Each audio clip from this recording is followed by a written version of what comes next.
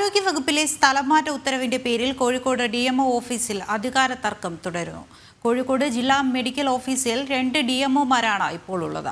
എറണാകുളത്ത് നിന്ന് സ്ഥലം മാറി വന്ന DMOയും നിലവിലുണ്ടായിരുന്ന DMOയും തമ്മിലാണ് തർക്കം. രണ്ടുപേരും DMOയുടെ ക്യാബിനിൽ ഇരിപ്പുറപ്പിച്ചതോടെ ഓഫീസിന്റെ പ്രവർത്തനം അവതാളത്തിലായി.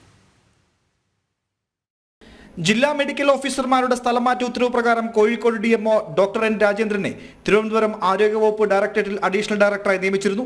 പകരം എറണാകുളം DMO ആയിരുന്ന ഡോക്ടർ ആശാദേവിയെ കോഴിക്കോട് നിയമിച്ചു. ഡിസംബർ 10-നാണ് DMO ആയി ഡോക്ടർ ആശാദേവി കോഴിക്കോട് ചുമതല ഏറ്റെടുത്തത്. അന്ന് തന്നെ ഡോക്ടർ രാജേന്ദ്രന് സ്ഥാനമൊഴിയുകയും ചെയ്തു.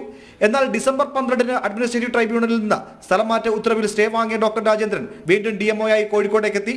ആ സമയം തിരുവനന്തപുരത്ത് ഔദ്യോഗിക യോഗത്തിന് പോയതായിരുന്നു ഡോക്ടർ ആശാദേവി. തുടർന്ന് ഉത്തരവിനെതിരെ ആശാദേവിയും അഡ്മിനിസ്ട്രേറ്റീവ് ട്രൈബ്യൂണലെ സമീപിച്ചു. ട്രിബ്യൂണൽ സ്റ്റേ കാലാവധി കഴിഞ്ഞതിനെ തുടർന്ന് ഇന്നലെ ചാർജ് എടുക്കാനായി ഡോക്ടർ ആശാദേവി വീണ്ടും ഓഫീസിലെത്തിയെങ്കിലും ഒഴിഞ്ഞുകൊടുക്കാൻ ഡോക്ടർ രാജേന്ദ്രൻ തയ്യാറായില്ല. ഇതോടെ 3 മണിക്കൂറോളം സമയം രണ്ടുപേരും ഒരേ ക്യാബിനിൽ തുടർന്നു. ഇന്ന് രാവിലെ തന്നെ രണ്ടുപേരും വീണ്ടും ഡ്യൂട്ടിക്ക് എത്തിയതോടെ പ്രശ്നം സങ്കീർണമായി.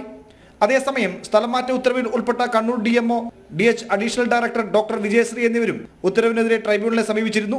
ഇതോടെ 1 മാസത്തിനകം പുതിയ ഉത്തരവിറക്കണമെന്ന് ആരോഗ്യവകുപ്പ് പ്രിൻസിപ്പൽ സെക്രട്ടറിക്ക് ട്രൈബ്യൂണൽ നിർദ്ദേശം നൽകിയിട്ടുണ്ട്. എന്നാൽ പ്രശ്നപരിഹാരം വരെ കാത്തിരിക്കുന്നത് ജില്ലയിലെ ആരോഗ്യ സംവിധാനങ്ങളുടെ പ്രവർത്തനം താറുമാറാക്കും. ജനം, കോഴിക്കോട്.